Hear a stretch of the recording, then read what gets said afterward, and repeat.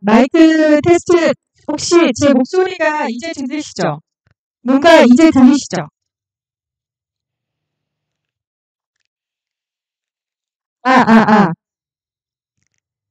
지금 좀 들리시지 않으세요?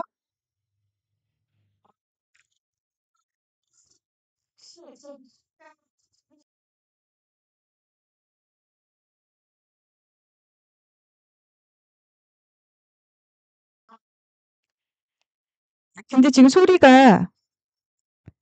어, 소리가 너무 울려서 저도 지금 조율하고 있습니다. 다시 제가 얘기할게요. 마이크 테스트 좀 하겠습니다. 죄송해요. 이제 잘 들리죠? 너무 울려서 저도 지금 조율하고 있습니다. 자, 이제 제 목소리 잘 들리시죠? 엔비디아가요, 그동안에 이 지금 중국에 반도체를 수출하는 거가 막혀 있었거든요. 특히 이제 반도체 중에서도 굉장히 이 사양이 높은 고사양 반도체는 중국에 납품 못하게 돼 있었어요. 그렇잖아요. 이제 보안 문제, 국가 안보 문제로 인해서 못하게 했는데 이제는요, 아니요, 엔비디아한테요, 중국에 납품하래요. 납품하래요. 대신 매출의 15%를 세금으로 납부해라. 이런 얘기가 나왔는데요. 역시 장사꾼다운 트럼프입니다. 그러니까 지금까지는 반도체를 중국에 갖다 내다 팔지 못하게 해놓고 이제는 팔으라, 마음껏 팔아라, 대신 15%를 세금으로 내라라는 건데, 이제 이게 여러분들 어떤 상황이냐면, 이게 지금 반도체 엔비디아한테만 이게 상황이 이게 적용이 될까요? 만약에 미국의 세금을 걷어들이는 어떤 시작점, 새로운 모델의 시작점이라면 엔비디아 말고 반도체 섹터 말고 다른 섹터에도 이게 적용이 될 수도 있을 수도 있겠다는 거예요. 중국에 그동안에 수출 못하게 했다가 수출을 하게 열어주고 퇴로를 열어주고 그 대신 미국 정부의 세금을 15%를 때린다. 이게 새로운 모델이 될 수도 있다라는 게 이제 업계의 어떤 이론입니다. 한번 지켜보시자고요. 그리고 이제 우리는 한미 정상회담이 열리잖아요. 그래서 이재명 대통령 이제 미국에 날아갑니다. 그런데 혼자 가지 않고요. 우리나라의 4대 그룹 총수들을 집결해가지고 한미 경제 외교에 힘 보탠다라고 얘기하고 있습니다.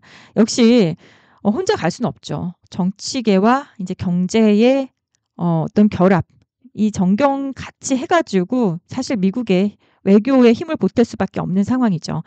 같이 간다고 하니까 가서 좋은 이야기들을 많이 쏟아냈으면 좋겠다. 이런 생각이 듭니다. 역시 그래서 아직 우리 미리 가 있죠. 지금 미국에 미리 가 있는 4대 그룹 총수들이 있어요. 그래서 거기서 일을 더 착착 진행 잘해서 우리한테 좋은 선물 보따리를 가지고 오길 기대해 봅니다. 북한이요. 우리 여러분들 이번에 미국하고 우리나라하고 정상회담 하면 분명히 북한 얘기 나오지 않을까 다들 우리 이렇게 얘기를 하고 있잖아요, 솔직히. 다들 이 얘기는 기대하고 있는 바 아닙니까? 근데 이제 김여정이 한마디 했습니다. 대남 확성기 철거한 적도 의향도 없다. 미국하고 마주 앉을 일 없다라고 이제 이야기는 했지만요. 항상 이네들도 말을 잘 바꾸잖아요. 뭔가 유리한 고지를 점하기 위해서 저렇게 표현을 하는 거지. 만약에 유리한 환경이 나온다 그러면 미국하고 마주 앉을 리가 없는 게 아니라 미국하고 마주 앉겠죠. 아직까지 소식이 없어서라고 생각합니다. 자, 여러분들에게 매주 제가 2주, 3주를 앞서가는 이 증시 일정을 소개를 해드리고 있는데요. 역시 이번 주에 제가 소개해드릴 내용들은 이제 8월 25일부터 2주간이죠. 자, 25일에서 31일까지 엔비디아, 휴레패커드, 베스트바이, 뭐 갭 등이 이제 실적을 발표하는데 엔비디아의 뭐 실적은요, 제 생각에는 또 한 번의 레벨업이 나오지 않을까. 여전히 뭐 핫하다고 합니다. 각 빅세븐들뿐만이 아니라 각국의 정말 IT 회사들은요, 엔비디아의 이 GPU를 얻지 못해서 안달이라고 할 정도로 굉장히 북새통이라고 해요. 여전히 좋을 것으로 예상이 됩니다. 자, 한국과 미국의 정상회담 8월 25일 주간에 25일에 이제 트럼프 미국 대통령과 백악관에서 정상회담을 갖죠. 트럼프 대통령이 이번 정상회담에서 지난 30일 날 체결한 무역 합의 내용을 발표할 거라고 우리 어느 정도는 가이드라인 나왔죠. 우리도 상호관세 15%이고요. 품목별로 뭔가 좀 다른 차별이 있을진 모르겠지만 이 얘기가 지금 나온 거는 좀 오래됐어요. 근데 여러분 이번 주에요. 다들 이제 트럼프가 이재명 대통령 불러다 놓고 경제 얘기만 할 것인가 아닐 거다. 북한 이야기, 외교 이야기를 할 거다라고 이제 생각을 우리 다들 하고 있잖아요. 근데 이번 주에요. 다른 거보다 다른 대북주, 그동안의 아난티, 대표적인 금강산 관련주, 우리 금강산 관광 관련주를 알고 있고 하잖아요. 근데 그쪽 말고요. 이번에 개성공단, 그러니까 남북 경협 관련주들이 이번 주에 올랐어요. 관련주들 있잖아요. 이번 주에는 이상하게 개성공단 관련, 그러니까 그동안에 폐쇄되었던 개성공단에 대한 이야기가 나오려고 하나 싶기도 하고요. 남북 경협이 또 시작이 될 수도 있겠다. 근데 아나티 같은 회사들은 오히려 약간 이번 주에 조정을 받았고 개성공단 관련주들이 상승을 한 것은 우리가 좀 눈여겨볼 만하다. 그리고 이제 이번 정상회담, 미국하고 우리하고 정상회담에서 당연히 효자 노릇을 할 것은 조선주가 된다고 다들 알고 있잖아요. 조선에 대한 미국의 마가 프로젝트에 의해서 조선주가 더 빛을 볼 거다라는 생각은 하고 있습니다. 막바지 조율 작업을 벌이고 있고요. 원래 이제 만약에 이제 트럼프하고 이제 이재명 대통령이 이제 만나잖아요. 그럼 이미 다 모든 게 다 완료된 상황이지. 거기서 결론을 낸 상태에서 악수만 하러 만나는 거지. 그 전에 실무진단에서 이미 내용은 다 끝난 거잖아요. 그러니까 지금 한창 진행 중이라고 생각하시면 돼요.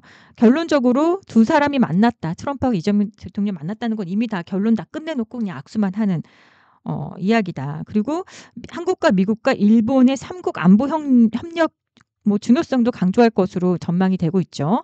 자, MSCI 지수 재조정이 있습니다. 리밸런싱. 여기서 새롭게 편입되는 종목이 두산, 효성중공업. 주가 지금도 강하죠. LIG 넥스원은 좀 조정기에 좀 들어갔죠. 조정기에 들어간 이유가 왜 MSCI 지수가 재조정되고 리밸런싱 되는데 왜 LIG 넥스원이 하락했을까요? 라고 한다면 아무래도 러시아하고 우크라이나의 종식 얘기도 방산주에는 좀 약간의 악재로 작용할 수 있었겠죠. 당연히 그렇겠죠. 오히려 재건주가 올라오고 방산주에게는 조금 약간 조정의 빌미가 될 수 있지만 그러나 여전히 모든 각국에서 지금 워낙에 많이 늘리고 있어요. 각국에서 방위비는요 지금 계속 늘리고 있는 상황이고 한국의 K방산에 대한 어떤 수출은요 계속 2차 레벨업이 나오고 있는 상황이니까 사실 러시아하고 우크라이나가 만약에 전쟁이 종식된다고 해도 저는 방산주들은 여전히 더 추가적인 또 실적을 볼 것이다라고 보고 있습니다. 자, 그다음에 인도에 미국에서 25% 추가 관세를 부과한다고 얘기가 나오고 있는데 음 왜냐하면 인도가 좀 괘씸죄를 받았죠. 지난주에 제가 3 주차로 인제 소개를 해 드렸던 내용인데 러시아 교역국에 대한 세컨더리 제재래요. 러시아 교역국. 그러니까 무슨 괘씸죄를 받았어요. 인도가 러시아산 원유를 수입을 해서 미국에 괘씸죄를 받은 거잖아요. 그래서 만약에 해당 추가가 관세가 부과된다면 인도의 총 관세율이 50%가 된다는 건데요. 아, 이건 너무나 가혹한 거 아닙니까? 아무튼 그렇게 지금 되고 있죠. 이번 주에 적지 않게 화장품 종목들이 또 조정도 받았던 지금 기억이 있는데 일단 미국에서 소액 소포 관세가 부과가 된다고 합니다. $800라고 하면은 우리나라 돈으로 한 111만 원 정도 되는데 110만 원 정도 이하의 소액 소포에도 관세가 부과될 거라고 하는 거예요. 그동안에는 소액 작은 소포를 보낼 때는 $110 미만의 제품을 미국으로 소포로 보내면 솔직히 관세가 없었는데 이제는 거기에도 관세를 부과한다고 하니까 이제는 세금 없이는 아무것도 못하는 세상이 된 건지 상품당 이제 $80에서 $200를 정액 부과한다고 합니다. 종량제 매겨진다고 하니까 별로 우리 같은 그냥 우리들한테 별로 기분 좋은 그런 이야기는 아니에요. 그쵸? 미국 여행객은 $200까지의 개인 문품을 면세로 반입할 수 있다고 하고요. 그러니까 진정한 선물을 인제 $100 미만으로 여러분들 인제 미국에 있는 친지한테 선물 보낼 때는 $100 미만짜리로 해야 관세를 맞지 않는다. $100 이상의 선물을 보낼 때는 관세를 맞는다. 그래서 이 업계에서는요. 미국 소비자에게 화장품하고 의류 등을 판매해 온 중소기업, 소상공인의 타격이 우려되고 있다라고 지금 이야기는 하고 있어요. 상하이 협력 기구가 정상회의가 열리는데요. 8월 31일부터 9월 1일까지 중국 천진에서 열립니다. 여기에 인제 블라디미르 푸틴 러시아 대통령이 초청이 되는데 여기 인도 총리도 여기에 참석한다고 해요. 아까 전에 인도가 러시아산 원유를 수입해서 괘씸죄를 받았잖아요, 관세에서. 근데 러시아, 푸틴, 또 인도 총리까지 또 여기 만난다고 하고 거기다가 또 중국까지 만난다고 중국에서 열리는 여기에 만난다고 하니까 이거를 시장에서 어떻게 바라볼지 궁금합니다. 그리고 지난 시간에는 유류세 인하를 10월까지라고 했는데 아니 이번에 이제 종료된다고 했거든요. 8월 말까지 해서. 근데 그게 아니라 2개월 연장을 한대요. 지난 시간에 제가 8월 말에 유류세 인하가 인제는 끝난다 그랬는데 정부에서 2개월 연장해서 10월까지 연장을 한다고 합니다. 정유, LNG, LPG 여러분 연장된다는 거. SKC가 자회사 SK넥실리스, LG, SK양금털고, 조단위 배터리 동맹 관련에 대한 어떤 제공시가 있고요. LG화학 인제 NCC도 물적 분할의 검토에 들어간다라고 하니까 LG화학에서 그동안에 굉장히 큰 매출을 담당했던 이전에 이제 LG 에너지 솔루션 2 차 전지 소재 2 차 전지 쪽은 내보냈고 이미 NCC도 내보낸다. 인제 이러고 하니까 모르겠어요. LG화학이 점점 이 물적 분할을 하면서 또 한 번 시장에 참여자들한테 우리 투자자들한테 욕을 먹을지 한번 이것도 볼 만한데 NCC 부분은 사실은 약간 LG화학에 오히려 좋은 소식이 될 수가 있는 게 그동안에 실적을 갉아먹었어요, NCC 부분이. 그러니까 이 갉아먹었던 실적을 내보내면 오히려 LG화학의 실적이 좋아질 수 있는 계기도 되는 거거든요. 그러니까 이거는 시장에서 해석하기 나름인데 오히려 LG엔솔을 내보내면서 욕먹었던 거랑 반대로 NCC 쪽을 물적 분할하면 그동안 실적이 안 좋았던 부분에서 도려낸다. 이렇게도 생각할 수 있는 상황입니다.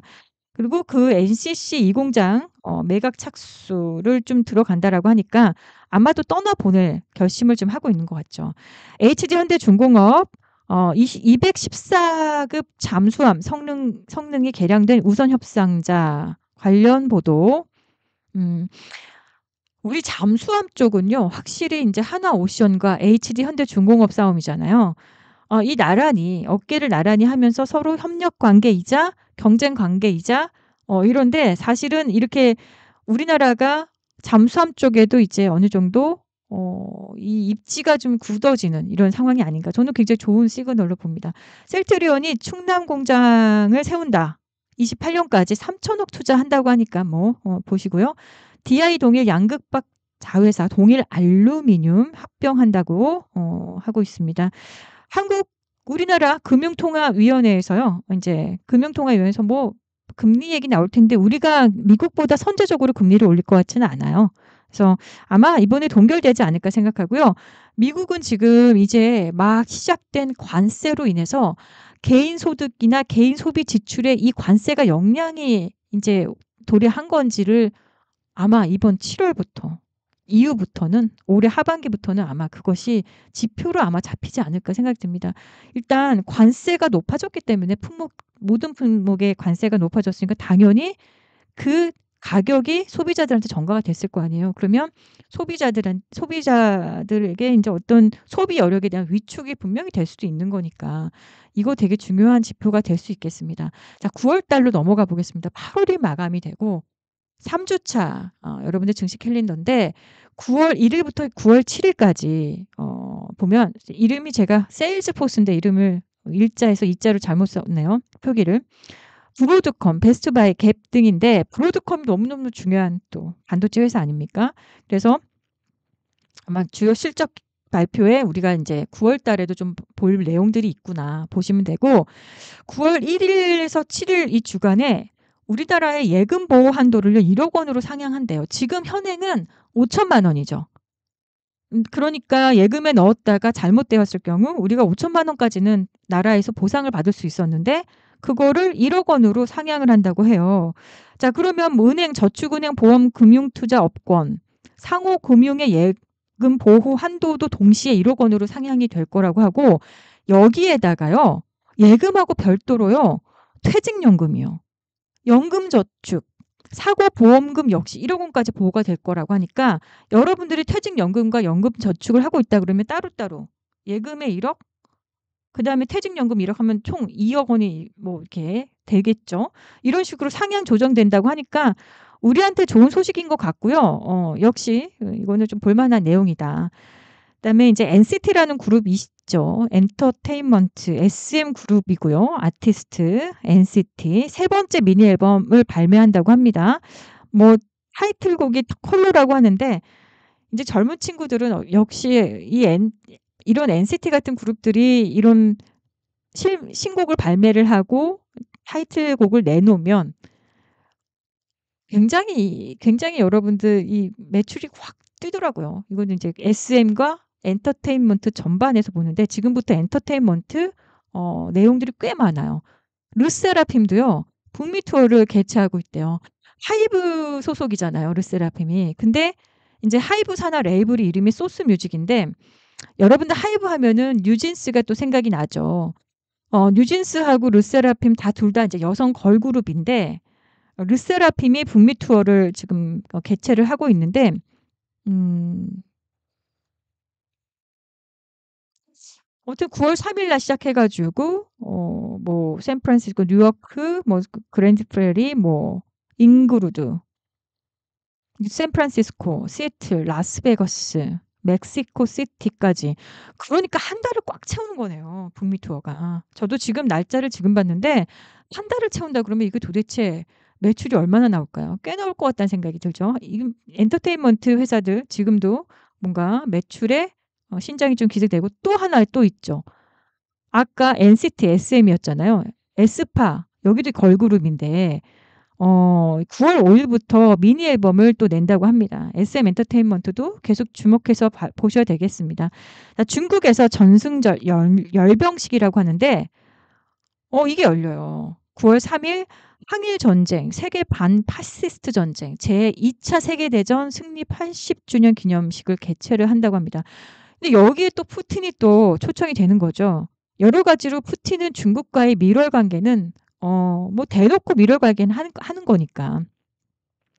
여기에 우리나라에서도 이재명 대통령이 초청 여부가 관심을 모이고 있어요. 이재명 대통령이 혹시 초청이 된다면 한국하고 중국하고 관계가 개선 기대감이 당연히 있겠죠. 그다음에 인제 그다음 수순으로 시진핑 주석이요. 방한 여부도 우리가 계속 우리가 좀 추적하고 있잖아요. 진짜 올 것인가 말 것인가 계속 썰만 많고 무성했는데 시 주석이 방한을 할 것인가도 굉장히 중요한데 그전에 만약에 시진핑 주석이 한국에 오려면 저의 생각에는 그렇습니다. 이재명 대통령도 한중 여기에 참석해야 되는 게 아닌가. 여기 전승절에 뭐 이런 주고받는 게 있겠죠. 그러면 역시 국내에 상장되어 있는 중국주 식 있죠. 그리고 화장품, 여행, 호텔, 카지노 뭐 이런 것들 우리가 인제 뭐 볼 수가 있어요. 자, IFA 2025 유럽 최대 가전 전시회가 개최가 됩니다. 보통 가전 전시회 하면은 매년 CES라고 해서 라스베가스에서 열리는 연초에 2월 초나 1월 말이나 2월 초에 열리는 라스베가스에서 열리는 국제 가전 전시회가 있잖아요. 자, 그거는 인제 연초에 열리고요. 매년 이렇게 가을에 유럽에서 또 가전 전시회가 열려요. 자, 올해 IFA는 미래를 상상하다라는 주제로 개최가 되는데 역시 가전이다 보니까 우리한테는 가전의 대명사 두 회사가 있잖아요. LG전자하고 삼성전자. 두 회사가 당연히 참석을 합니다.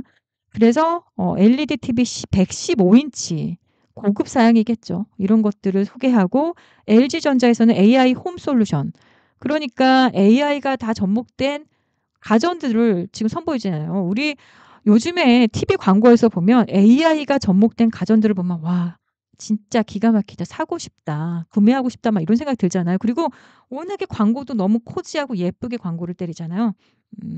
아무튼 여러분들 요것도 보시면 좋을 것 같고 그다음에 요거 되게 좀 중요한 내용인 것 같아요. 세계 폐암학회가 개최가 되는데 스페인 바르셀로나에서 개최가 됩니다. 9월 6 일에서 9 일까지인데 자 여기서 굉장히 중요하게 봐야 될 회사가 리가켄 바이오예요. 리가켄 바이오가 여기서 이번에 폐암 관련해 가지고 초록을 발표를 한다고 하거든요. 그런데 리가켄 바이오 말고도 폐암해서 뭐 우리가 볼 만한 회사 유한양에 있고요. 당연히 또 HLB도 들어가죠. 한번 보셨으면 좋겠어요.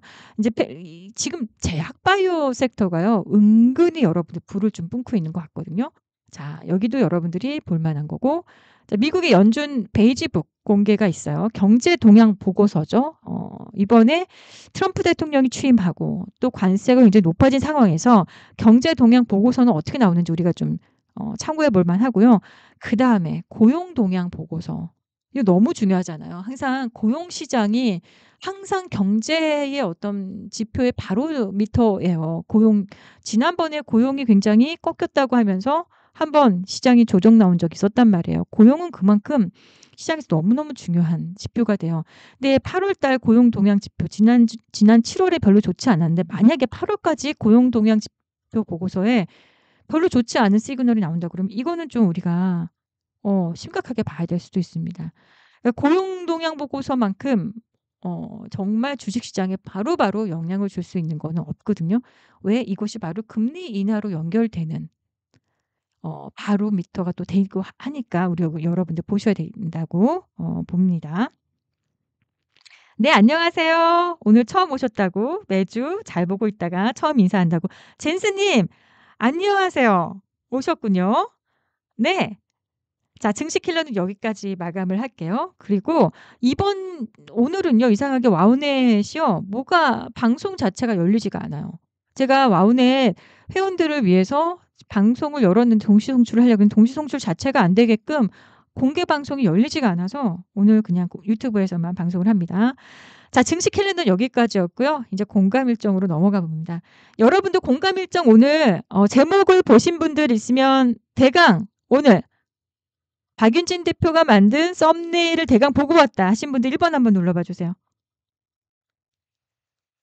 자, 나는 오늘 박윤진 대표가 만든 썸네일을 어느 정도 나는 오늘 보고 예고편을 보고 왔다고 분이 있으십니까?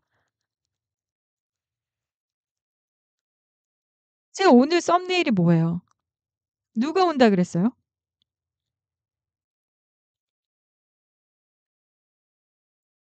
어. 주바이 님은 1 번을 눌러 주셨어요.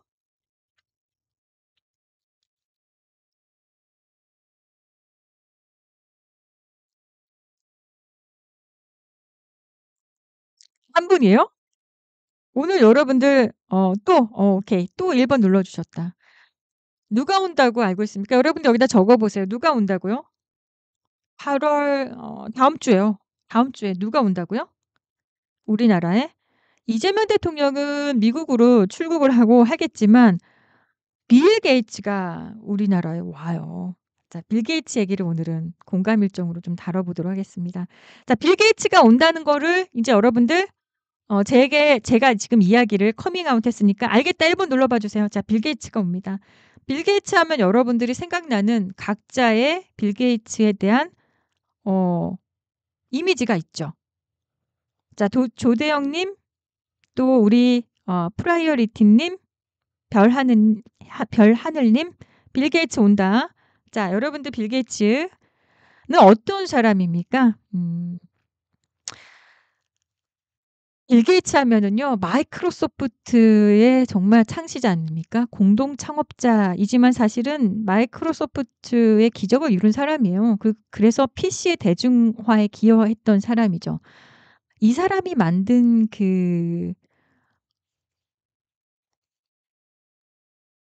이 업적 중에 정말 PC의 대중화, 윈도우, 우리 그리고 예전에 베이직이라고 여러분들 기억하십니까? 그 베이직 언어를 만든 컴퓨터의 언어를 만들었고 지금은 윈도우 이거 없으면 우리 PC라고 할 수 없잖아요. 이 윈도우 회사죠. 마이크로소프트의 정말 이 대단한 사람인데 수년간 세계 부자 순위 1 위를 유지했던 사람이에요. 수십 년간, 수년간이 아니에요. 수십 년간. 지금은요. 와, 지금 뭐 엔비디아의 젠슨 황, 또 가끔씩 테슬라의 앨런 머스크, 또 우리 또 아마존의 제프 베이조스 같은 사람들이 있긴 하지만 수십 년간 세계 부자 순위에서 항상 우리가 얼마 전까지만 해도 전 세계 부자 1 등은 누구야 그러면 항상 빌 게이츠를 꼽았어요. 근데 이 사람은 마이크로소프트 창시자이고 정말 대단한 혁명가지만 지금은 자선가로서 인류 복지에 헌신하고 있다고 알고 있으시죠?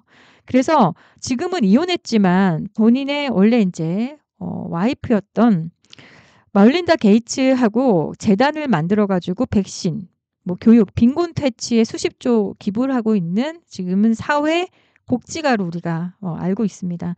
근데 이 사람이 관심 있는 영역은 기후 변화하고 미래 기술에 투자한다. 사실은 은퇴한 것 같은 생각도 들지만 얼마 전에 마이크로소프트 행보는요. 다시 한번 AI로 쏠렸어요. 그래서 오픈 AI, 챗 GPT를 만든 오픈 AI 있죠. 오픈 AI에 굉장한 투자를 했죠. 그래서 마이크로소프트하고 오픈 AI는요. 어떻게 보면 같은 회사입니다. 그래서 기술은 인류를 더 나은 방향으로 이끈다는 철학을 실천하는 인물로 우리는 보고 있는데 이 사람이 남긴 명언 중에서 "가난하게 태어난 것은 당신의 잘못이 아니다. 그러나 죽을 때도 가난하다면 그것은 우리의 잘못이래요. 당신의 잘못이래요." 좀 깨닫는 바가 있죠. 우리가 비록 가난하게 태어났을 수는 있어도 죽을 때는 우리가 "잘 살아야 된다. 잘 살고 끝내야 된다." 이 얘기를 하는 거예요. 자, 마이크로소프트 이후에 그러니까 이 사람은 마이크로소프트를 은퇴했죠. 그러니까는 마이크로소프트에서 이제 많은 지분을 갖고 있던 것도 지분을요 매도를 했어요. 실질적으로 지금 이 빌 게이츠가 마이크로소프트의 지분을 진짜 많이 거의 갖고 있지 않아요. 많이 팔았어요. 팔아서 그거를 가지고 뭐 했죠? 재단을 만들어서 지금 전 세계에 "빈곤층에 기부하겠다. 나는 전 세계에 하겠다." 이렇게 얘기하고 있거든요. 게이츠는 마이크로소프트에서 전일 인제 업무를 관둔 전이래요. 그만둔 이후 자선 사업을 통해 비롯한 프로젝트에 힘을 쓰고 있는데 2014년 3월 27 일자에 롤링스톤즈에 실렸던 인터뷰에 다양한 이슈에 대한 자신의 견해를 밝혔어요. 이 사람이 인제 가장 이 핵심으로 꼽고 있는 게 뭐냐면 기후 변화. 본인의 가장 관심사, 돈은 지금 어마어마하게 많잖아요. 기후 변화 또 자선 활동이거든요. 다양한 기술 회사들과 관련자들 그리고 미국의 상태에 대한 그의 견해를 밝혔는데 이거는 게이츠의 음모론이라고도 얘기하는 사람들도 있어요. 50년 후를 내다볼 때 게이츠는요. 향후 50년 혹은 100년 안에 매우 끔찍한 일이 일어날 거다라고 예언가적인 입장을 얘기하고 있거든요. 그는 이게 전 세계적인 유행병, 핵이나 생화학 테러 행위로 인해 많은 사람이 목숨을 잃는 일이 일어나지 않길 바란다. 이걸로 이런 일이 벌어나지 않았으면 한다라는 얘기는 벌어질 거다라는 얘기를 하고 있는 거 아닙니까? 예언을 하고 있는 거예요. 향후 50년, 100년이면 본인도 죽고 없을 시간 아니겠습니까? 이 사람이 무슨 불사조도 아니고 이때 살아있지는 않을 거 아니에요. 근데 향후 50년, 100년 안에 뭔가 전 세계적인 유행병이 또 돌을 수가 있고 핵이나 생화학 테러 행위가 일어날 수 있다라는 어떤 예언자적인 입장을 좀 취하고 있는데 어쨌든 그런 이야기를 이런 거에 관심이 되게 많아요. 빌 게이츠는요. 그래서 3년 만에 다음 주 우리 방한을 하거든요. 자, 이 사람의 와이프였던 멀린다 게이츠죠. 두 사람이 같이 방한하는 걸로 알고 있거든요. 근데 보면 빈곤국 백신 보급 프로젝트 워낙에 IT 혁명가로 알려져 있던 사람인데 지금은요. 이 사람은 바이오를 뗄 수가 없을 정도로 바이오 백신 보급에 앞장서고 있어요. 그때 가장 그게 두드러졌던 것이 언제냐면 코로나19 때죠. 그래서 한국 바이오 기업하고 협업을 모색할 거다. 여기서 대표적으로 SK 바이오사이언스, LG화학 등을 만날 거다라고 이야기하고 있는데 270조 원 백신 프로젝트로 K바이오와 글로벌 공익을 동행할 거다라는 이야기하고 있죠. 자, 이 사람 돈 많은 거 아시죠? 275원입니다. 장자. 근데 2045년까지 모두 사회에 환원할 거라고 하는데요. 자, 내용은 기금 대부분이 빈곤층, 가장 전 세계에서 빈곤층이 많은 곳이 이제 아프리카잖아요. 아프리카에 집중되어 있을 거다라는 얘기하고 있고요. 그리고 여기에다가 시급하게 보급해야 될 것이 바로 백신이라고 얘기하고 있어요. 자, 그렇다면 게다가 이 사람이 AI 어쨌든 IT 혁명가잖아요. 그래서 AI하고 접목한 의료 혁신 서비스를 또 어떤 구현을 할 거다. 우리 이렇게 알고 있어요. 자, 그러면 방한을 하는데 왜 한국일까요? 여기 내용을 보시면 한국은 민간 분야의 백신 개발에서 선두했다. 이걸 언제 얘기했는지 알아요? 문재인 대통령 때. 그러니까 코로나 때 문재인 대통령한테 보낸 서한이에요. 이때는 전 세계에 솔직히 이제 완전히 비대면 세상이었기 때문에 빌 게이츠도 이렇게 여행이 쉽지가 않았어요. 그래서 우리나라를 방문하지는 않았고요. 문재인 대통령하고 전화 통화를 이제 했었죠. 그때는 이제 비대면이라 여행도 너무 제한이 되었고 각국에 이제 다 올스탑이 돼 있었잖아요. 왔다 갔다 하는 것들이. 그때 이제 방한한 건 아니고 전화로 했었죠. 그러면 자, 우리나라가 갖는 어떤 왜 한국일까? 세계적인 수준의 기술력을 가지고 있는 바이오 회사들이 우리나라에 있다. 게다가 대량 생산 가능한 산업 기반. 대량 생산이라는 거는 그러니까 반도체로 치면은 여러분들 뭐예요? 파운드리 같은 역할을 하는 CMO죠. CMO 회사들이 우리나라에 있지요. 셀트리온 같은 회사들, 아니 또 삼성바이오로직스가 대표적이잖아요. 게다가 SK 바이오사이언스도 여기 대단한 업력을 갖고 있습니다. 그다음에 국제 프로젝트 경험성과 신뢰성이 있다 보니까 게이츠 재단에서요. 파트너 선정 기준은 이 세 가지예요. 근데 우리나라 기업이 여기에 선두에 있다는 거 아닙니까? 그래서 이 사람이 옵니다. 자, 협력 후보 첫 번째 여러분들이 관심 있어 할 내용이죠. SK 바이오사이언스. 빌 게이츠가 극찬한 SK 바이오사이언스 상장 날개. 이때 상장이 되었는데 언제냐면요. 날짜가 2020년 7월이에요.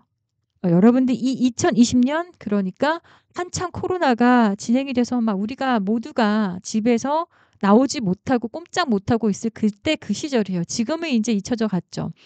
그 시절에 SK 바이오사이언스가 또 상장을 했단 말이에요. 근데 빌 게이츠가 극찬했다고 하면서 게이츠 한국 백신 개발에서 선두, 라이트 펀드의 출자 구매 확대. 이때 이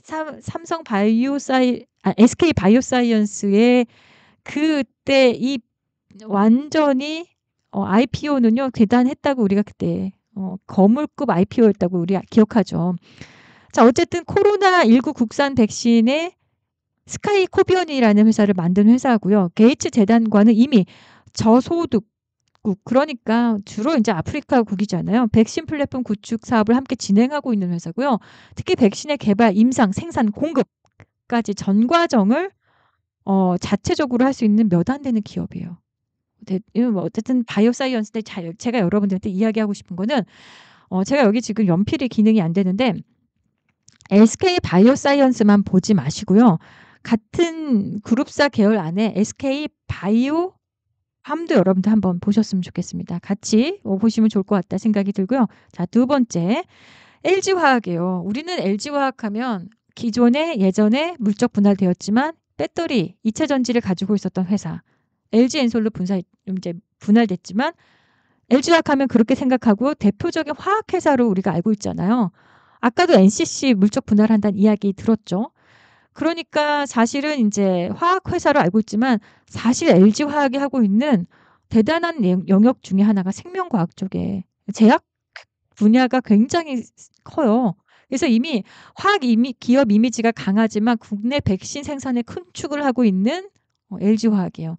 그러니까 NCC 부분도 도려낸다라고 하면 어쩌면 LG화학은요, 생명과학 쪽으로 굉장히 회사를 더 키울 가능성도 있겠다라는 생각이고요. 제약 바이오 회사로 완전히 거듭날 수 있는 그런 계기가 될 수도 있겠죠. NCC를 문적 분할시켜 버리면. 비형 간염, 수두, 폴리오, 전통 백신 대량을 생산 중이에요. 그리고 저개발국으로 수출 경험이 많죠. 그리고 게이츠 재단 측이 원하는 기술하고 안정적인 대량 공급에 충족되는 몇 안 되는 기업이에요. 아까 SK 바이오 사이언스하고 맥을 같이 한다고 볼 수 있어요. LG화학 여기가 이제 끝이 아닙니다. 협력 후보 또 세 번째 SD 바이오 센서. 여러분들 요 있잖아요. 요 코비드19 요 진단 키트. 요 키트 여러분들 집에 다들 갖고 계시죠? 자, 여러분들 이 진단 키트 갖고 계시죠? 다들 요거는 여러분들 보고 계신 거죠? 요거 집에 어느 정도는 있지 않으세요? 자, 이거는 다들 갖고 있죠? 갖고 있다 1번 한번 눌러봐 주세요. 우리 집에도 있어요. 이 회사가 어딥니까? 코로나19 진단. 지금도 만약에 감기가 좀 심하다 싶으면 우리가 진단 키트를 꺼내서 여러분들 한번 우리 진단해 보잖아요. 혹시 내가 코로나 걸린 건 아닌가? 그때 SD 바이오 센서 걸 거의 다 사용을 해 보셨을 거예요. 우리나라 국민이라면 SD 바이오 센서를 사용 안 하신 분은 없을 거예요. 자, 그러니까 그야말로 진단 키트의 강자인 거죠. 게다가 인제 진단 키트 코로나19 뿐만이 아니라 말라리아, 결핵, HIV, 코로나19까지 감염병 조기 발견에 필수적인 진단 키트를 100여 개국에 이상의 지금 공급 중인 회사로 우리가 알고 있으니까 당연히 빌 게이츠 재단에서 눈여겨볼 만한 회사인 거죠. 게이츠 재단 측이 원하는 조기 진단. 그러니까 진단이 진짜 중요한 거죠. 조기 진단, 신속 대응에 적합한 회사예요. 그래서 협력 후보 세 번째에 SD 바이오센스가 들어갑니다.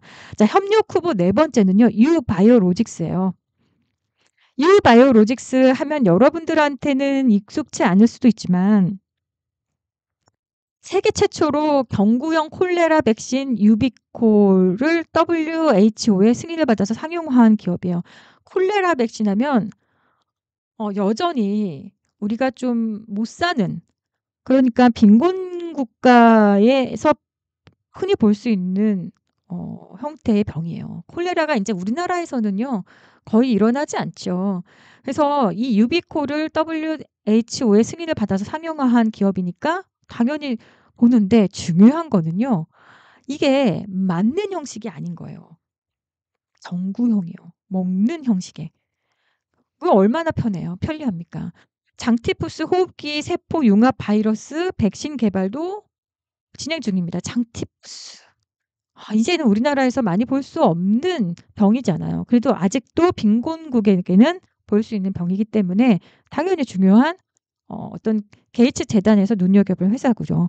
특히 경구형 백신은요. 냉장 보관하거나 주사기가 없이도 투여할 수 있잖아요. 그러니까 아프리카 같은 데서 냉장고에 보관하지 않아도 되고 주사기가 없어도 투여할 수 있고요. 얼마나 편안하게 보급할 수 있어요. 그래서 주목받고 있는 회사가 유바이오로직스 이거든요. 여러분들 이거 보셔야 되겠죠.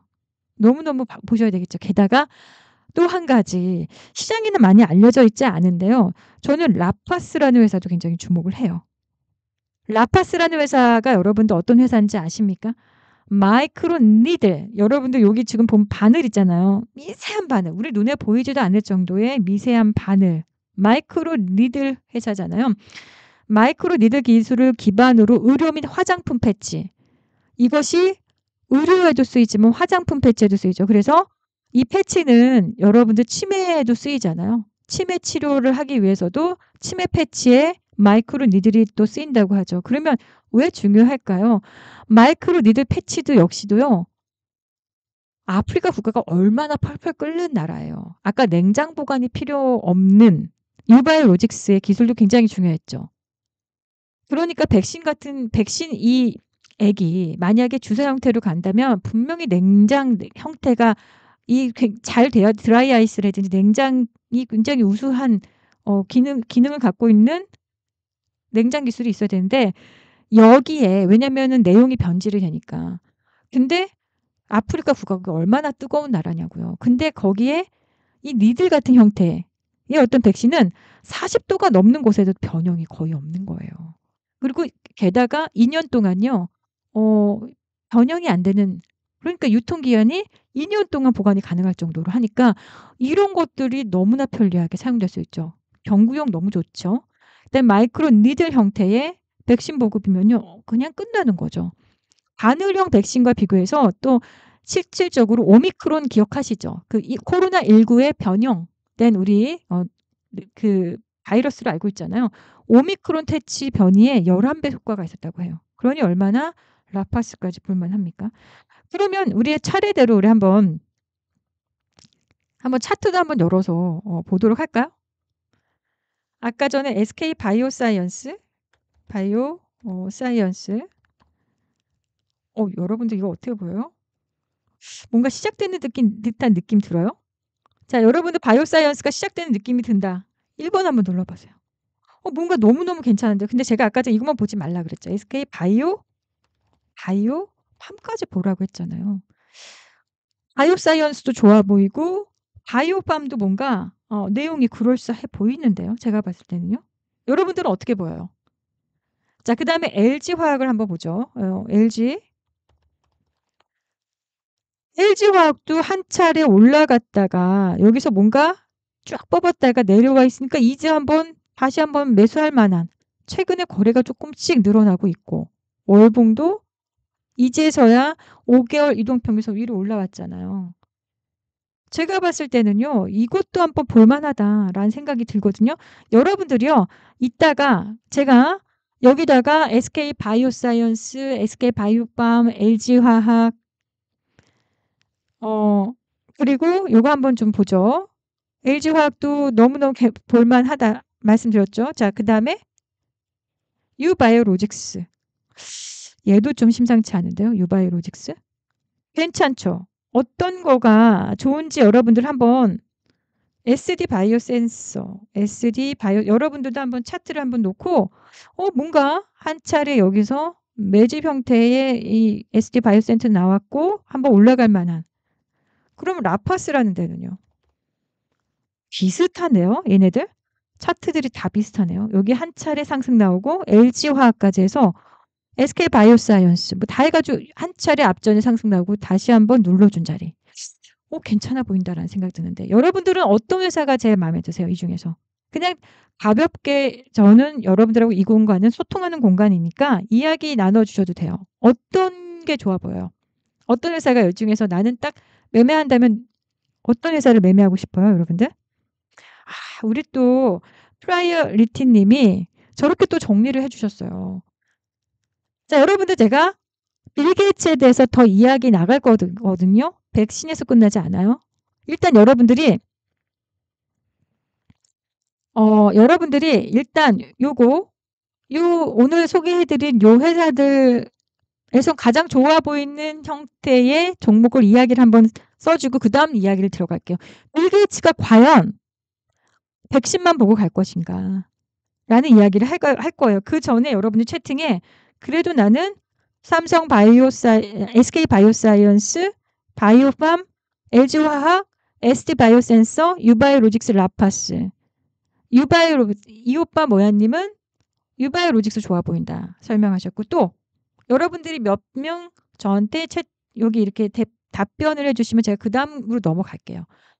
과연 빌 게이츠가 와가지고 백신 이야기만 하고 갈 것인가라는 거죠. 유바이오로직스가 좋아 보인다는 분이 나오셨고요. 또 있습니까?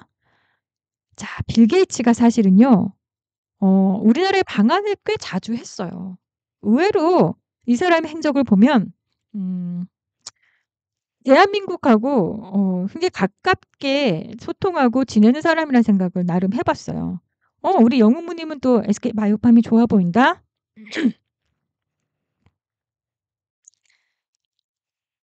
자, 2013 년에 박근혜 대통령 시절이죠. 이때 빌 게이츠가 방한을 했었고요.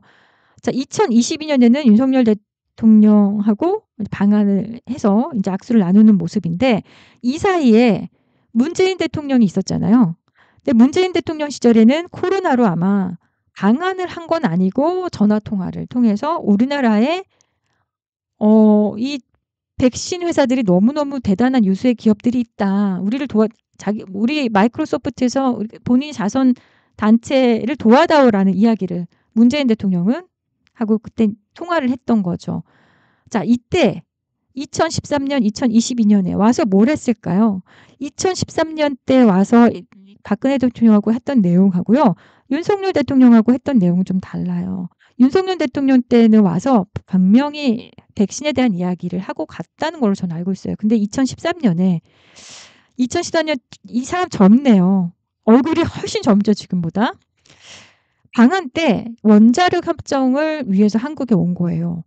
이때 원자력 관련해서 미국과 우리나라가 협정이 있었는데 잘 진행이 안 됐다고 해요. 저도 이제 기억을 더듬어 보면 협정 관계에 있어서 서로 양측의 의견이 좀 분분해서 이때 잘 안 됐을 때 한국에 온 빌 게이츠 원자력 협정 백기사로 나선다. 원자력 협정 빌 게이츠 칼럼. 그러니까 2013년 지금 우리 올해 2025년인데 두산 에너빌리티뿐만이 아니라 전 세계에 지금 소형 SMR 관련해서 모멘텀이 불어닥치고 있는데 이 사람은요 벌써 20년 전에 이걸 찜한 거예요. 매년 22% 폭발 성장할 친환경 에너지로 SMR을 꼽은 거예요. 빌 게이츠는 이미요. 자, 이 얘기가 이해 가시는 분들 1번 한번 눌러봐 주세요. 그렇죠? 자, 제가 중요하게 꼽는 내용 중에 또 하나입니다.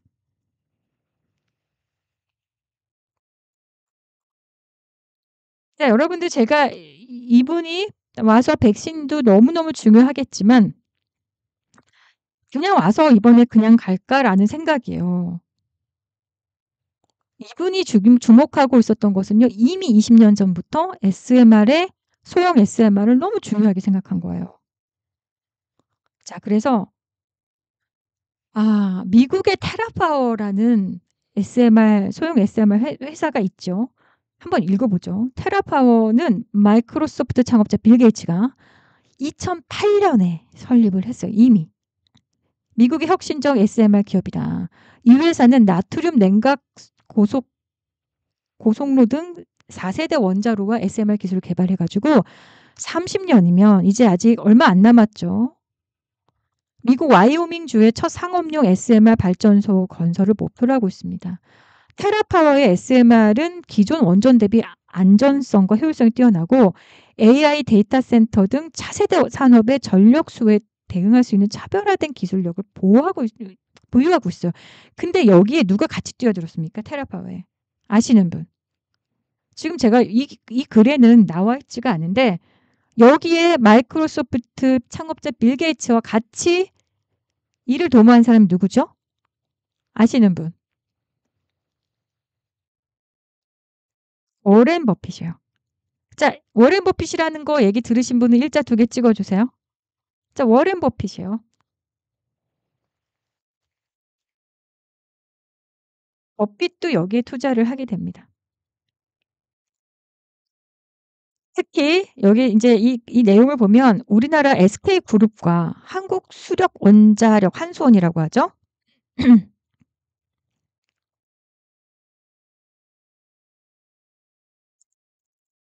어 질문에 대한 답변은 이따가 제가 내용 끝나고 해 드리도록 할게요. HD현대, 엔비디아 등 국내외 대기업과 글로벌 벤처 캐피탈 사모 형식으로 테라파워에 대규모 투자를 단행했어요. 너무 중요하죠. 근데 SK그룹 하면 아까 백신 쪽도 여러분들 관련이 굉장히 있는 게 보이셨죠? 자, SK그룹의 그룹하고는 하고는 바이오 백신 프로젝트도 원전 프로젝트도 함께하는 SK네요. 자, 여러분들 이게 이해 가시죠? 그래서 테라파워에 대규모 투자를 단행을 했고요. SK그룹이 굉장히 중요하네요. 누군진 모르지만 이 워렌 버핏은 원래 두 사람이 되게 친하거든요. 친구예요. 워렌 버핏하고 빌 게이츠하고 굉장히 친한 친군데 우리나라에서는요. SK그룹하고요. 굉장히 친분이 있어 보여요. 자, 그래서 거기에다가 인제 우리가 볼 수 있고 한국수력 원자력 하면 한수원이잖아요. HD현대, 엔비디아 등 국내외 대기업과 글로벌 벤처 캐피탈 사모 방식으로 테라파에 대규모 투자를 단행한 거예요. 그럼 여기서 엔비디아도 들어가고요. HD현대가 또 여기 들어가고 한수원이 들어간다는 거.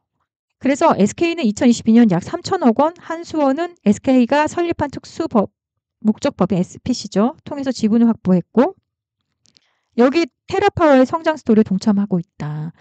미래 에너지 산업의 게임 체인저로 부상하고 있잖아요. 자, 테라파워는 SMR 기술의 설계 이게 이제 치료용 방사선, 뭐 동위 원소 공급, 아까 소듐이라 그랬죠. 나트륨, 냉각 고속로 설계 기술을 보유하고 있는데 어쨌든 2008년에 설립을 했고 워렌 버핏의 전력회사 이게 이제 퍼시픽 코프인데 여기하고 미국 와이오밍주의 소형 원자로 실증로 건설 계획을 발표하고 있다. 아까 버핏 이야기했잖아요. 그러니까 여러분들은 이걸 통해서 뭘 볼 수가 있냐면 마이크로소프트라는 회사는 결국에는 오픈 AI를 인수한 거나 마찬가지죠. 그 대규모 지분을 투자했으니까요. 오픈 AI는 정말 AI 회사잖아요. 그리고 결국 그게 SMR로 이어지는. 그러니까 MS가 마이크로소프트는 원래 여러분들 그냥 IT 회사였지만 이렇게 연결고리를 만들 수가 있는 거잖아요. 그죠? AI가 원자력을 깨웠다. 전 세계가 SMR 투자하는. 그러니까 여기까지 MS는 미친 거예요. 그 행적을 보면 여기까지 미쳤다. 그래서 뭐 여러분들도 오늘도 그냥 단순하게 저를 만나서 예쁜 스토리를 뭐 듣기 위해서 앉은 건 아닌 거잖아요. 그래서 우리가 좀 볼 수 있는 거. 미국 테라파워 관련주를 좀 본다면 일단 HD현대. 이전에 이제 투자에 대해서 테라파워와의 전략적 파트너십 강화를 위한 결정이다. HD현대는 우리가 조선주로만 많이 알고 있었지만 이 안에 속을 들어가다 보니까 테라파워의 협력이 있었더라.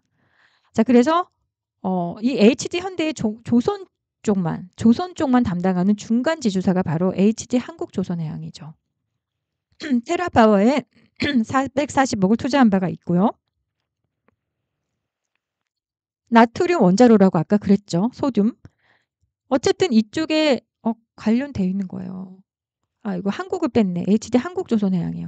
그러니까 관련주로 해서 HD현대, HD한국조선해양, HD현대중공업이 여기에 관련돼 있다는 게 이해 가시는 분들은 7번을 한번 눌러보세요. 7번.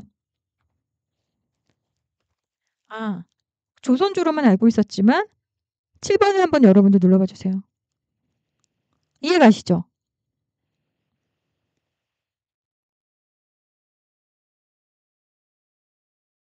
이게 너무너무 중요한 이야기인 거예요.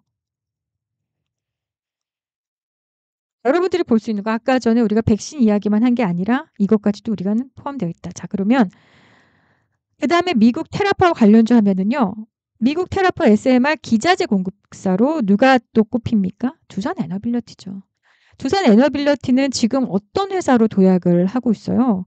그러니까 두산 에너빌리티가요. SMR 부분에서 반도체로 말하면 파운드리 회사, 백신으로 말하면 CMO 회사, 그러니까 공장을 자처하는 에너빌리티는 소형 SMR의 공장을 자처하는 어떤 그런 회사로 지금 거듭나고 있는 상황인데 여기에 미국 테라파워의 소형 모듈 원전 사업에 주기기를 공급한다라고 또 주기기를 공급한다고 지금 얘기가 나와 있는 거죠. 2024년 12월 두산 에너빌리티 테라파워하고 SMR 주기기 제작성 검토 이게 2024년 12월이에요. 그러니까 지금 벌써 꽤 지났죠. 몇 개월, 6개월 이상 지났죠. 근데 이번에 들어오니까 이것도 우리가 봐야 될 요소가 아닌가 얘기가 이렇게 듭니다. 그 다음에 SK 테라파워 관련주로 SK 그룹은 뭔지 모르게 너무 친하잖아요.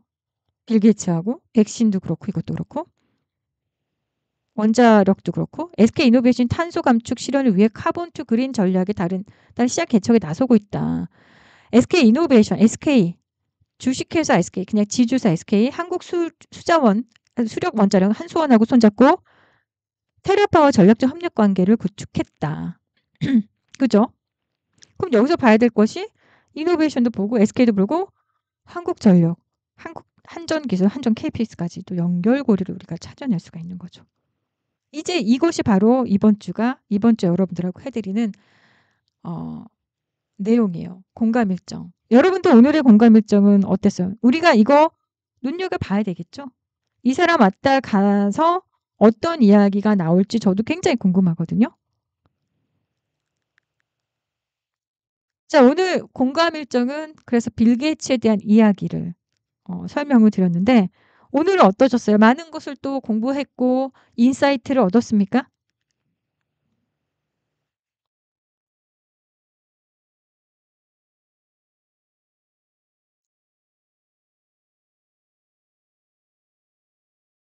거기에 SK 이노베이션 거기 말고 어, 한수원 것도 넣어야 돼요. 그렇다면 한국전력, 한전 KPS, 한전 기술도 거기 들어간다는 거죠. 오늘은 어땠어요? 좀 많은 것도 또 얻었습니까? 네. 그래서 모르죠. 박윤진 대표의 이거는 인사이트예요. 백신 얘기는 당연한 거예요. 워렌 버핏이 오는 이유 중에 워렌 버핏이요. 죄송해요. 빌 게이츠가 오는 가장 큰 이유 중에 당연히 백신은 들어가는 것 너무나 당연해요. 그런데 와서 백신 얘기만 하고 갈까? 제 생각에는 원자력 얘기도 하고 이번에 테라파워 얘기도 하고 가지 않을까라는 게 저의 인사이트예요. 음. 그렇게 그래서 오늘 여러분도 어때야 돼요? 지금 좋아요, 구독 눌러 주셔야 되겠죠? 자, 오늘도 저와 함께 이 자그마한 어떤 인사이트를 얻으셨다면 좋아요, 구독 눌러주셨으면 좋겠습니다. 그리고 또 알람 설정까지 해주시면 좋겠죠?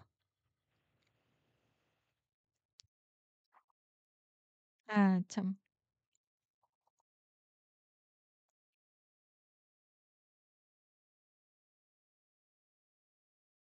감사합니다. 자, 그러면 이제 센 주식으로 넘어갈게요. 센 주식은 어떤 주식이 센 주식이라고요? 제가 삼성전자도 그렇게 많이 얘기했잖아요.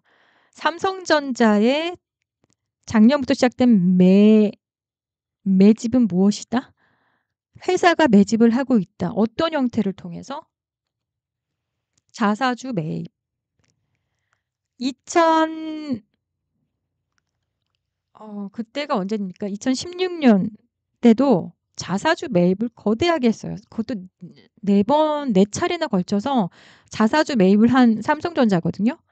그렇게 매집을 하고 나서 1년 이상 매집을 하고 나서요. 갑자기 2018년, 2019년, 2020년 뭐가 왔대요?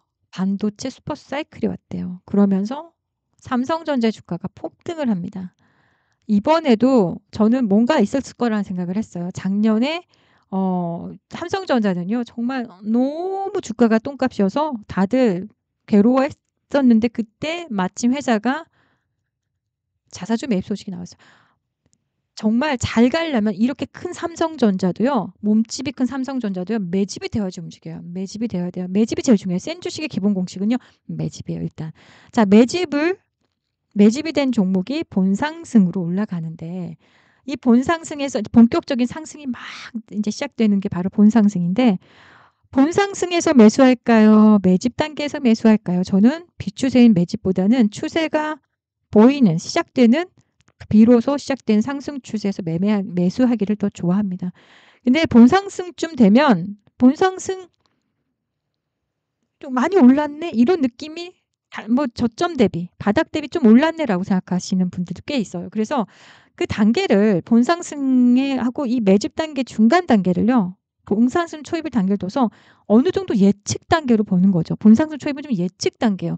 이 본상승 이 단계는 좀 확신의 단계라면 어느 정도 예측을 하는 단계라고 볼 수 있어요. 그래서 본상승 초입에서 본상승으로 올라갈 때 이제 수급하고 지표가 보강이 되면서 천천히 올라가는 경우도 있지만 정말 막 거래량 거래 대금이 막 팡팡 터지면서 올라가는 경우가 있어요.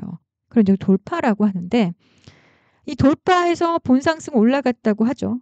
예, 본상승 구간을 거치고 상승이 나오다가 어느 정도 시세가 더 추가 상승하지 않고 가격 조정, 기간 조정을 겪는 경우가 대부분이죠. 센 주식들. 자, 그런 경우에 우리는 낙폭과대라고 합니다. 가격 조정, 기간 조정. 자, 본상승 여기 꼭지에서 낙폭과대까지 내려오면은요. 여기서 마이너스 구간이 마이너스 한 40%, 50%도 돼요. 마이너스 3, 40%는 기본이고요. 심하면 마이너스 50%까지 빠져요. 낙폭과대가 그 정도로 고약해요. 여기서 다시 한번 이것이 텐베거가 갈 종목이라 그러면 여기서 끝이 아니죠. 끝이 아니라 여기서 다시 한번 중간 매집이 또 시작돼서 다시 한번 수급하고 지표가 보강이 되면서 또다시 본상승으로 올라가죠. 이거를 8번, 9번 하면 텐베거 이미 주가가요. 10배가 있어요. 이것을 한 2번 정도 하면은 한 300%가 있더라고요. 그래서 이 본상승 낙폭 요 구간이 몇 번이 나오는지에 따라서 그 종목의 운명이 결정이 돼요. 근데 무조건 낙폭과대에 있다가 본상승을 간다는 공식은 여러분들 조금 여기서는 좀 조심하셔야 되겠죠. 왜? 8번, 9번 갔는데 이거를 8번, 9번 했어요. 10번째도 당연히 다시 올라가겠지 했는데 웬걸요. 이때 돌파 매매가 나오기도 하지만 여기서 못 가가지고 낙폭과대에서 올라가지 못하고 반대로 이제 8번, 9번 상승했으니까 거기서 상승 동력을 더 이상 잃어버려서 본인이 탄생한 매집 단계로 본인이 탄생한 고향으로 내려온 종목들이 있었죠. 그때 이제 수급하고 지표가 굉장히 많이 훼손이 되는데 이때 2차 전지들이 이런 모습이었잖아요. 2차 전지들이 정말 본상승 끝자락 갔다가 낙폭과대 갔다 다시 본상승 갈 줄 알았는데 안 가고 여기서부터 이제 본인 태어난 고향으로 내려가서 이제서야 매집이 거의 2차 전지 종목들은 이제 매집이 거의 완성이 되고 이제 좀 오를까 하는 본상승 초입 구간에 있는 종목들이 지금 되고 많잖아요. 어쨌든 낙폭과대라는 거는 왼쪽에 반드시 본상승 이력이 있어야 되는 거죠. 자, 그럼 오늘은 이번 주 센 주식은요. 제가 어떤 종목을 가지고 왔을 것 같아요? 이번 주 센 주식은 여러분들 자 두구두구두구 한번 기대를 해보세요. 첫 번째 종목은 하나비전이에요. 하나비전은요. 어떤 자리에서 드린 것 같아요? 하나비전은 어떤 자리에 드린 것 같아요? 여러분도 한번 찾아보세요.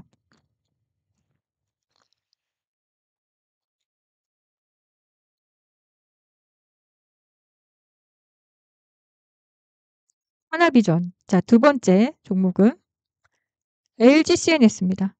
LGCNS는 본상승 초입일까요? 본상승일까요? 돌파일까요? 낙폭과대일까요? CNS. 자, 세 번째 종목은 에코프로입니다. 제가 지난 시간에는 에코프로 BM을 소개했죠. 에코프로 BM이 이번 주 굉장히 잘 갔어요.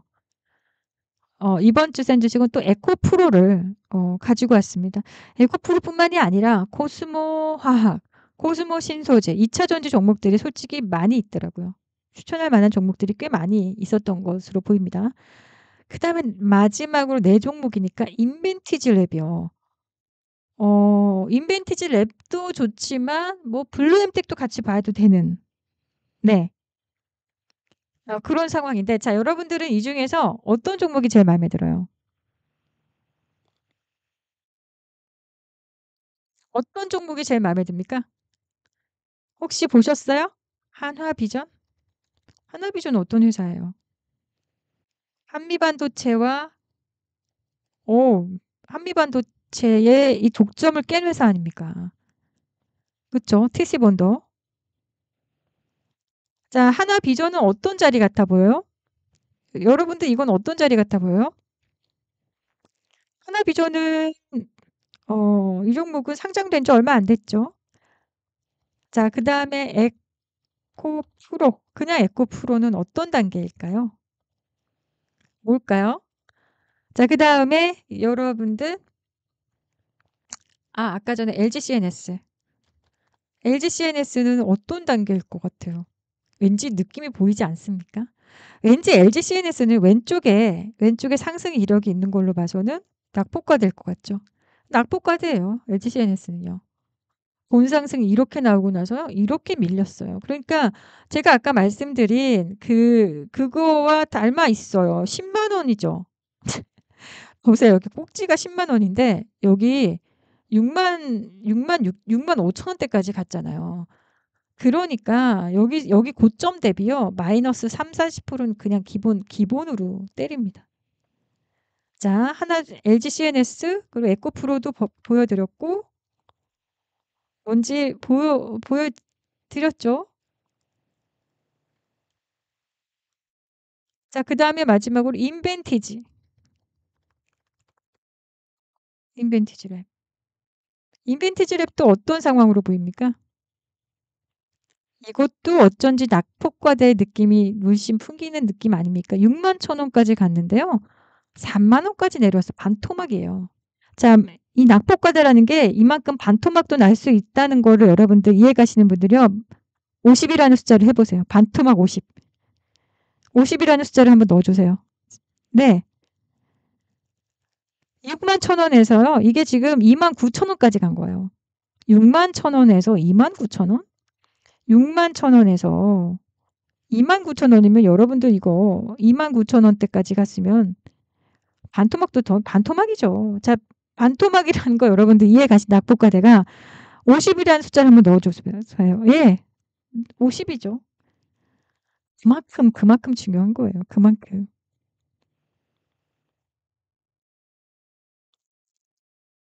이해 가셨죠? 그래서요, 이걸 낙폭과대라고 저는 합니다. 근데 어떤 분들은 낙폭과대를요 정말 장기적으로 장기적으로 하락한 종목 있잖아요. 진짜 시장에서 이제 소외돼 가지고 더 이상 어 사람들 눈에 보이지도 않는 종목을 낙폭과대라고 하시는 분들도 계세요. 그렇게 할 수도 있죠. 근데 저는 추세가 살아있는 종목에서 추세가 살아있는 종목에서 봐봐요. 50% 마이너스도 허다하잖아요. 장기적으로 완전히 계속 하락한 우하향 종목을 저는 이제 낙폭과대라고 하지 않고 그건 장기 하락 소외주라고 저는 불러요. 아시겠죠? 그렇게 해서 저는 이렇게 오늘 여러분들에게 이야기를 해드립니다. 위에서 물린 분들 굉장히 힘들죠. 당연히 힘들죠. 장기 하락 소외주에는 뭐 어떤 종목이 여러분들 있을 것 같아요? 한번 장기 하락 소외주가 이런 종목이 장기 하락 소외주일 것 같아요라고 여러분이 꼽는 종목이 있습니까?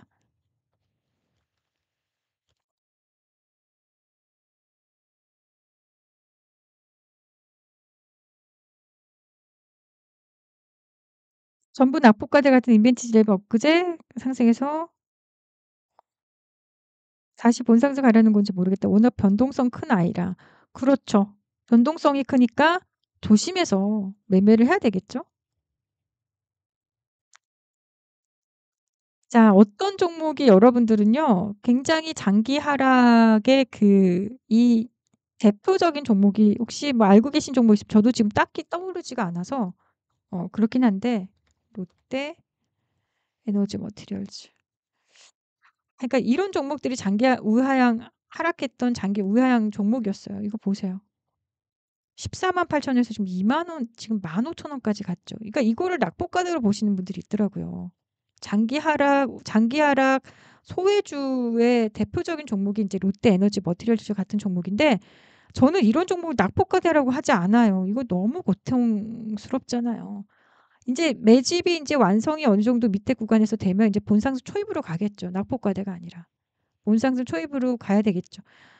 이게 지금 148,000 원에서 말이 되냐고요. 148,000 원에서 15,000 원대까지 떨어졌어요. 자, 여러분들 이해 가시는 분들 한번 1번 한번 눌러봐 주세요. NC소프트 같은 종목도 있었네. 장기 하락 소외주예요. 이거는 정말 그냥 낙폭과대라기보다는 이런 것들을 정말 잘못 들어가면 여러분들 이런 자리에서 들어가거나 이런 자리에서 들어가거나 하면 너무나 고통스러운 이 시간이 연속이 될 수 있어요. 그래서 저는 이런 것들을 여러분들 조심해야 된다. 그래서 제가 말하는 낙폭과대는 낙폭과대지만 이제 다시 올라올 구간이야. 그것도 빠르게. 이걸 낙폭과대로 저는 꼽는 거예요. 저의 낙폭과대 종목은 좀 다른 여러분 생각을 좀 해주셨으면 좋겠어요. 자, 오늘 여기까지 방송을 마무리할 건데요. 오늘도 여러분들 좀 괜찮으셨습니까? 질문 좀 있으면 질문 받고 마무리하도록 할까요? 질문 있으세요? 제가 이제 토요일 날 이 시간에 여러분들을 만나 뵙고 있는데, 토요일 날 이 시간 만나 뵙는 거는 좋으세요?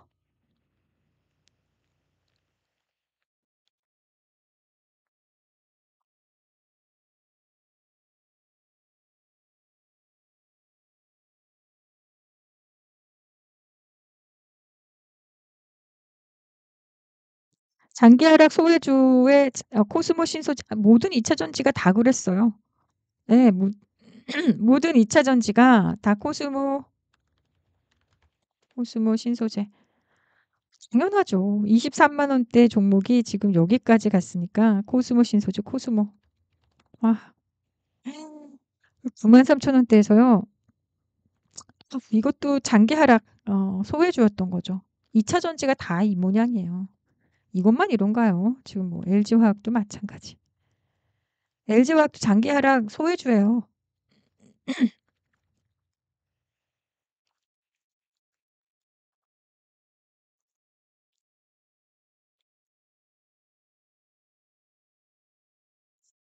제가 여기서 약간 그 종목 상담식이 돼서는 안 되기 때문에 그거는 여러분들 좀 고려를 해 주셨으면 좋겠고, 동방이란 종목이 예전에 제가 소개를 했기 때문에 이야기를 한다면 이 종목은 어떻게 보여요? 그동안에 소외가 되었겠죠. 소외가 되었다가 이제 조금씩 고개를 들어주고 빠지고, 고개를 들어주고 빠지고, 지금 뭐 하고 있는 겁니까? 결국에는 바닥을 잡고, 제가 봤을 땐 매집에 아직 본상승이 일어나지 않은, 뭔가 본상승을 가기 위한 몸부림처럼 보이는 거거든요. 최근에 그래도 주봉에서 꽤 올라오는 흔적이 있었네요.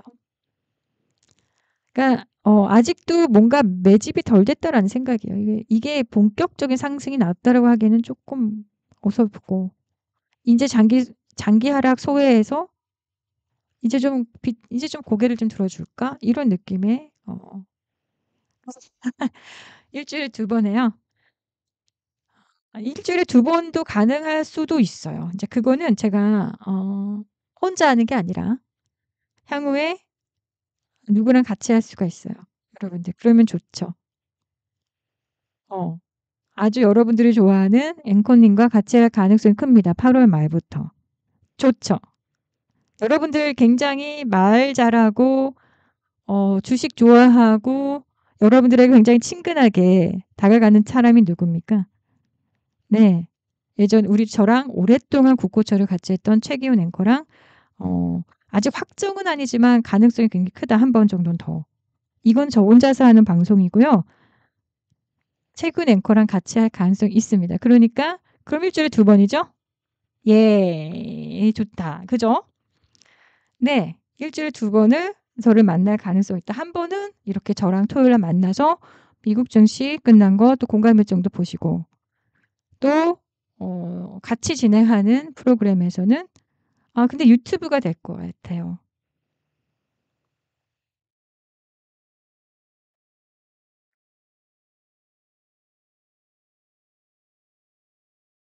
기대가 커요. 참사랑님, 청사랑님, 한별님. 네. 와우. 주바이님. 앞으로 만약에 그 방송이 8월 30 일부터 만약에 생기면 여러분들 저랑 함께 우리 기훈 MC랑 함께 참여해 주시는 거죠. 꼭 오셔서 해 주셔야 돼요. 토요일 날에는 이렇게 박윤진 대표가 해 드리는 국고초 포맷에 제가 해 드리는 이 공감 일정과 이 2-3주 일정을 여러분들 보시고, 그리고 아마 일요일 날이 될 것 같아요. 일요일 날 저녁 밤 두구두구두구두구 밤 9시가 될 가능성이 큰데, 거기에서는 뭐를 할 거냐. 여러분들 밤 10시쯤 되면 9시 10시쯤 되면 뭘 봐야 돼요. 다음 날부터 일주일간 뭘 해야 될지를 알아야 될 거 아니에요. 그 가이드를 해 드릴 것 같아요. 네. 너무 좋죠? 당장 이거는 2-3주 거로 내가 해 드리잖아요, 이 방송에서는. 근데 그 방송에서는 진짜 인제 월요일 일요일 밤이니까 다음 날부터 월요일이 시작되는데, 그 한 주간 동안 뭘 해야 될지를 여러분들에게 보여주면 되겠죠? 오늘 여기까지 하겠습니다. 11시 48분인데 다들 인제 식사 시간이고 맛있는 점심들 되시고 또 편안한 주말, 재밌는 주말 되시고 가족들과 잘 보내시다가 이제 또 치열한 월요일부터 한 주를 보내도록 하겠습니다. 여러분들 오늘 방송 너무 감사드리고요. 좋아요, 구독 신청해 주시고 또 알람 설정까지 해 주시면 좋겠습니다. 자, 여러분들 여기까지 할게요. 또 오늘도 너무너무 좋았습니다. 만나서. 반가웠고 계속 저와 함께 이 시간에 만나서 많은 인사이트를 얻어 가셨으면 좋겠습니다. 감사합니다. 다음 주에 뵐게요. 고맙습니다.